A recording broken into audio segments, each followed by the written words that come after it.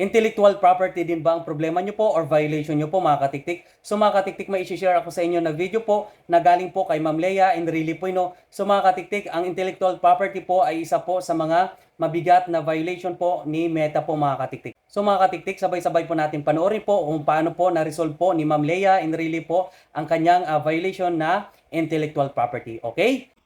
Hi mga ma'am, share ko lang sa inyo kung paano nga ba nawala ang policy issue ko na intellectual violation.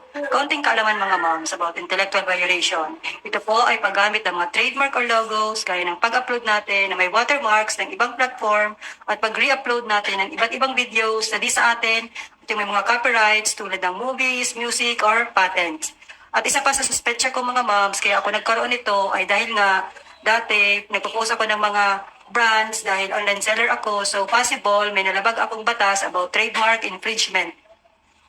2 months ago, nagkaroon ako ng violation na ito, so nalungkot ako dahil ito ay isa sa mabigat na violation sa mundo ng pagre-reuse. Kaya ang ginawa ko, nung nakita ko ang policy issue ko, ay chinek ko lahat ng videos at reels ko na pinost. Pinag-delete ko ang mga contents na di sa akin at nilinis ko ang account ko. Lahat ng pinost ko ng mga brands na tininda ko ay inalis ko at gumawa ako ng other account for posting ng online business ko.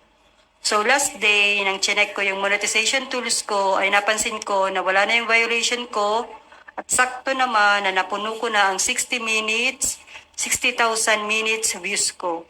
So, nakaset up ako ng in-stream ads at for review na po ako for 2 weeks. Kaya advice ko lang po sa may mga ganitong violation ay mag-appeal po tayo, magsulat po tayo ng love letter kay Lolo, mag-request tayo for review, pag natanggal na po natin ang mga content na hindi sa atin.